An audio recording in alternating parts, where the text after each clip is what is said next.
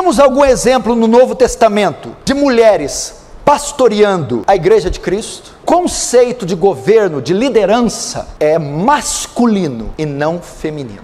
Se você gosta do Evangelho Genuíno, então se inscreva em nosso canal e ative o sininho das notificações para receber novos vídeos.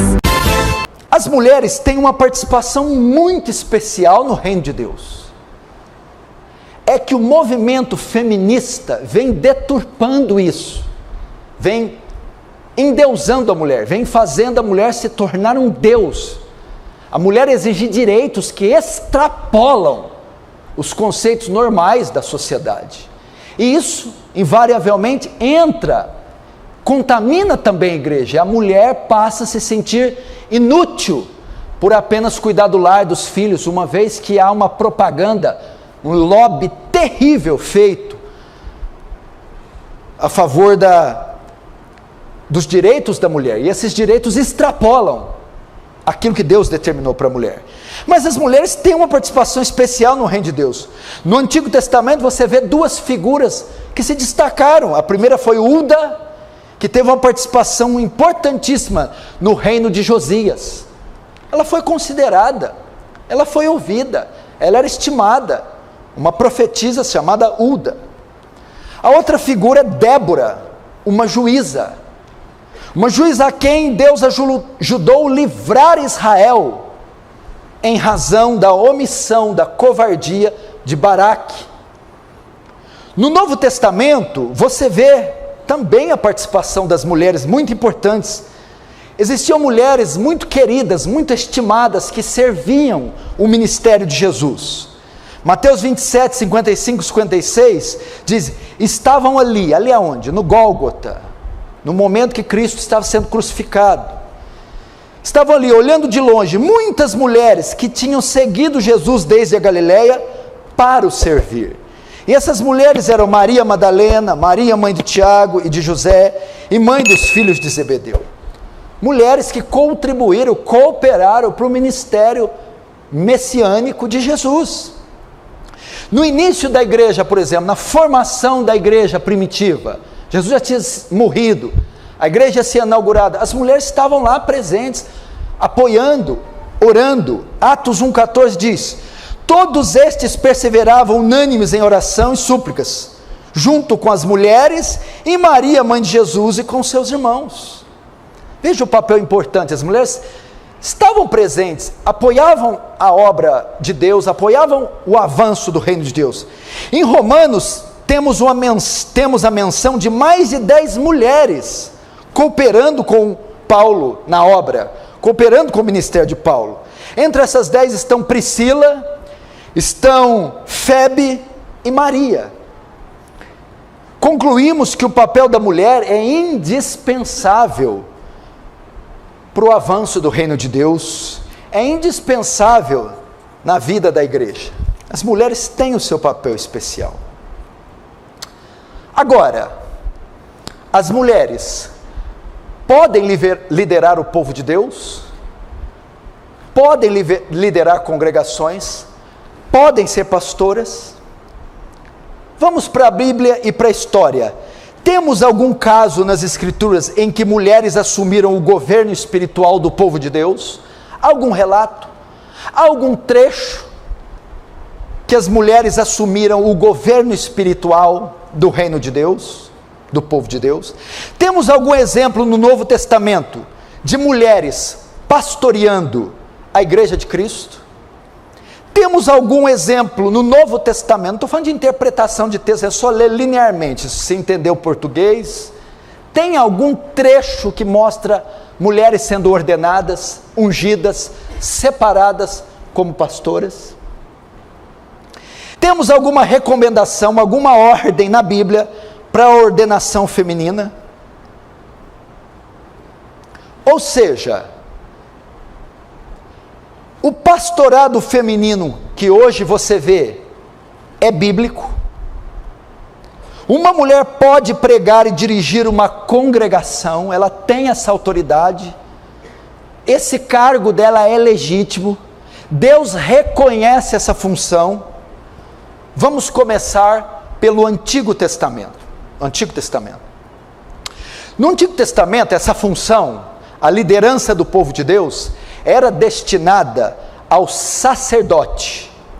Ao sacerdote. Eles eram ungidos e separados para serem os líderes espirituais da nação de Israel, do povo de Israel, do povo de Deus. Um exemplo disso está em Êxodo, na figura de Arão e os seus filhos. Êxodo 28:1, escute, preste atenção.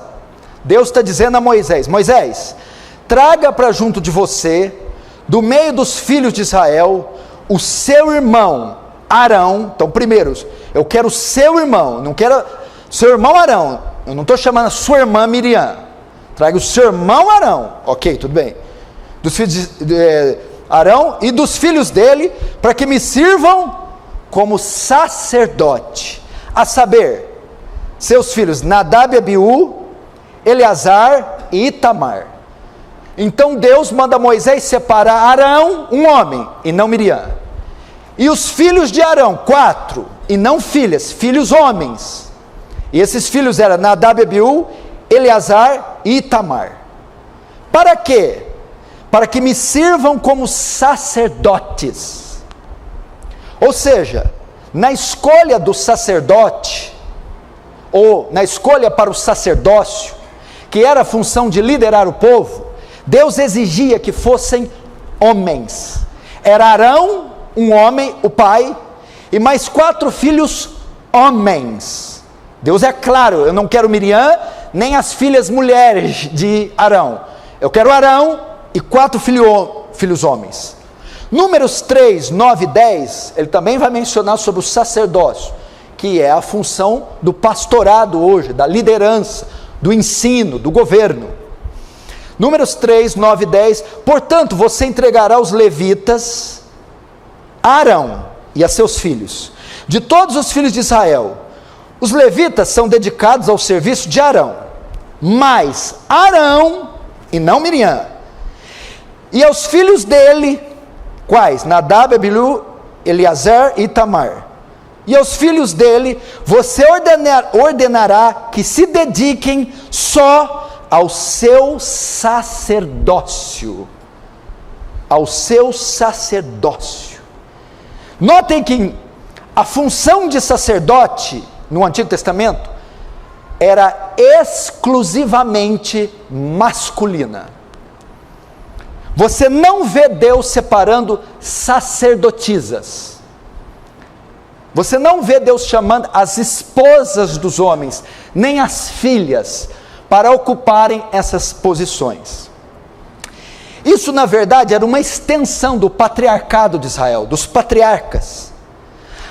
As alianças que Deus fez e as lideranças que Ele separou antes da lei mosaica, antes de Moisés, na época dos patriarcas, Abraão, Isaac, Jacó e as 12 tribos. Isso aqui é só uma extensão do patriarcado. As alianças que Ele fez e as lideranças que Ele separou eram restritas somente a homens. Por exemplo, com Adão, o primeiro homem, o primeiro pai. O governo, a liderança, o governo do Éden, a liderança da mulher, era do homem. A aliança era feita com Adão e não com Eva. Noé, quando Deus traz o dilúvio, e toda a carne expira, as águas baixam depois de dias de dilúvio, Deus vai fazer uma aliança com Moisés, Deus vai fazer uma aliança. Tem 8 membros dentro da arca: Noé, sua esposa e seus filhos e as suas esposas. A Bíblia diz que Deus faz uma aliança com Noé e não com a esposa de Noé. Vem então Abraão, Deus faz uma aliança, uma promessa para Abraão e não para Sara. Depois nós temos Isaac, a aliança se estende com Isaac e não com Rebeca. Depois Isaac e Rebeca geram Jacó, e Deus faz uma aliança com Jacó e não com Raquel, não com Bila, não com Zilpa. Depois Jacó tem 12 filhos que vão se tornar os 12 patriarcas, e não são 12 matriarcas, são 12 filhos homens, que vão ser as 12 cabeças das 12 tribos. Veja só, a aliança de Deus toda era feita com homens, e não com as mulheres. Eram 12 patriarcas, e não 12 matriarcas, que lideravam as 12 tribos. E isso foi transferido para o sacerdócio. Você pode ver os livros. Dos 66 livros da Bíblia, nenhum foi escrito por mulher. Tanto os do Antigo quanto os do Novo. Nenhum dos livros canônicos foi escrito por mulher. Então você note, no Antigo Testamento, o conceito de governo, de liderança, é masculino e não feminino. Você não acha registro de uma mulher liderando o povo de Deus. Pastor, mas eu já ouvi uma citação de pastora no Antigo Testamento. Pastora que cuidava de rebanho físico. Não está dizendo de pastora quando o símbolo é a liderança do povo. Entendeu? Uma mulher que cuidava de ovelhas. Isso aí podia ter. Agora, quando o termo ele aponta para a liderança do povo de Deus, você não vê. Jamais. Agora vamos para o Novo Testamento. No Novo Testamento você vê a mesma coisa. Você vê, presta atenção, você vê Jesus valorizando muitas mulheres. Jesus de fato redescobriu a função das mulheres, que eram muito desprezadas na época.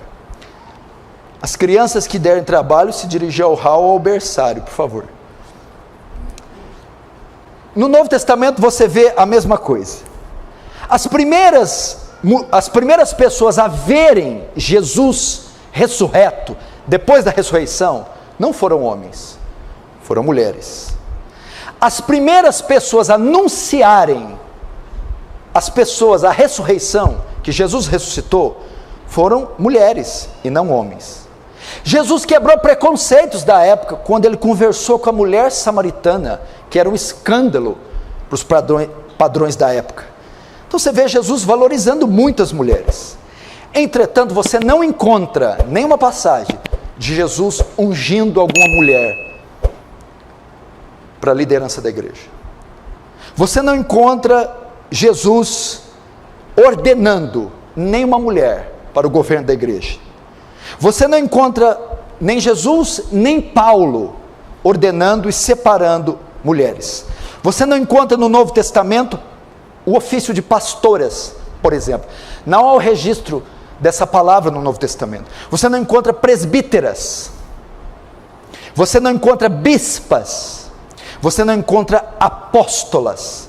Estes cargos, esses ministérios, não eram reconhecidos no Novo Testamento, nem pelos apóstolos, nem por Jesus e nem por Paulo. Estes títulos eram exclusivamente dos homens, pastores, presbíteros, bispos e apóstolos, todos homens. Quando Cristo inicia seu ministério, ele escolhe 12 apóstolos, e não 12 apostolizas. Ele escolhe 12 homens, e não mulheres. Quando Judas se enforca, um membro do colégio apostólico deixa, passando a ter só 11. A vaga de Judas precisava ser ocupada, ok? E os apóstolos escolhem outro homem para ocupar a vaga de Judas, e não uma mulher. E havia mulheres na ocasião. Está em Atos capítulo 1, Maria estava lá. Se Jesus, se Deus, se o Novo Testamento tivesse a intenção de levantar mulheres, por que não colocar Maria, mãe de Jesus, para substituir Judas? No entanto, eles escolhem Matias. Atos 1,26 diz: depois fizeram um sorteio e a sorte caiu sobre Matias, que foi acrescentado ao grupo dos 11 apóstolos. Quando a igreja de Cristo é estabelecida, preste atenção, estou te mostrando os conceitos do Antigo e do Novo Testamento no tocante ao ministério feminino. Você vê então que Jesus separa 12 homens e não 12 mulheres. Um deles morre. Jesus escolhe, os apóstolos escolhem outro homem para substituir, e não uma mulher. Quando a igreja de Cristo é estabelecida, Paulo em suas cartas faz recomendações aos oficiais da igreja, revelando liderança masculina e não feminina. 1 Timóteo 3,2, ele diz: é necessário, pois, que o bispo seja repreensível. Ele não está escrevendo uma carta para uma bispa, É necessário que o bispo seja irrepreensível, esposo de uma só mulher, moderado, sensato, modesto, hospitaleiro e apto a ensinar. Essa recomendação é para uma liderança da igreja, a igreja de Éfeso. E quando ele vai fazer a recomendação, ele mostra que a liderança é exclusivamente masculina, e vai dizer que o bispo seja marido de uma mulher só.